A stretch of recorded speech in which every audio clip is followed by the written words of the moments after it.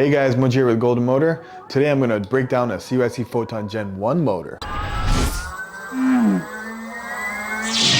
Alright, so you might be wondering why I'm working on a Photon Gen 1 when the Photon Gen 2 is out and it's a fantastic motor. But there's a lot of you guys that have Photon Gen 1s and we get this question quite a bit. How do I open it easily, and if I need to work on it, what do I do?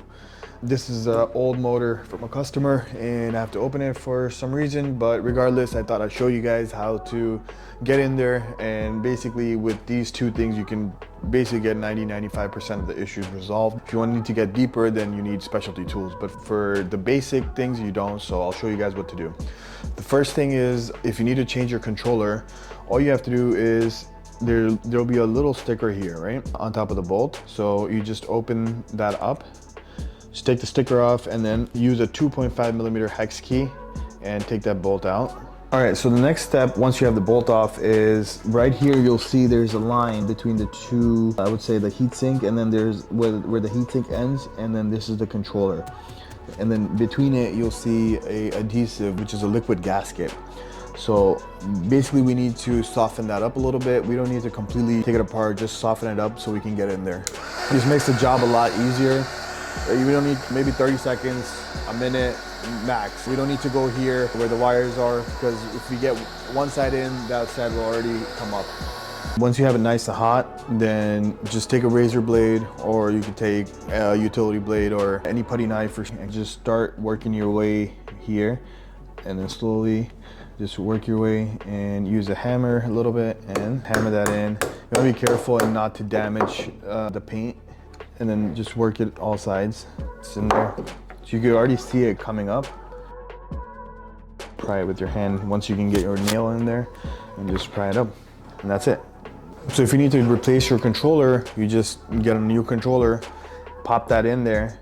What you need to do is get it's called liquid gasket. Just get that and then kind of work your way. It kind of works like caulking.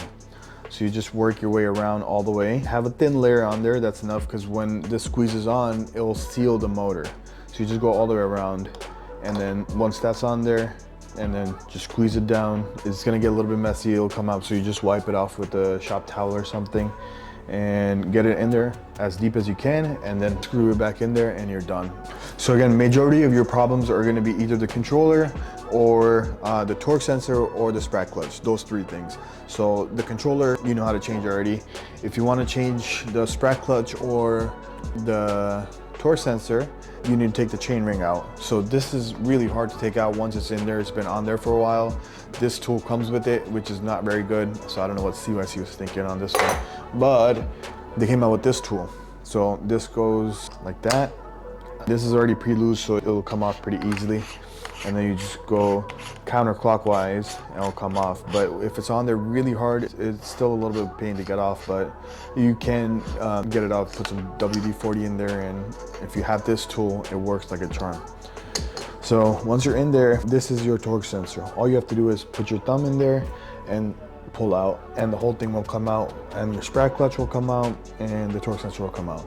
Once you have to put it in there, same thing, it's press fit in there, so you just have to make sure everything's lined up and it goes in there pretty easily. So that's it for today's video, but let me give you a sneak peek of next week's video. You know what these things are? These things are axle flux motors, super gnarly motors, super high torque. So next week I'm gonna do a video about these. They look super cool. I can't wait to mount this on something. I'll see you guys next time.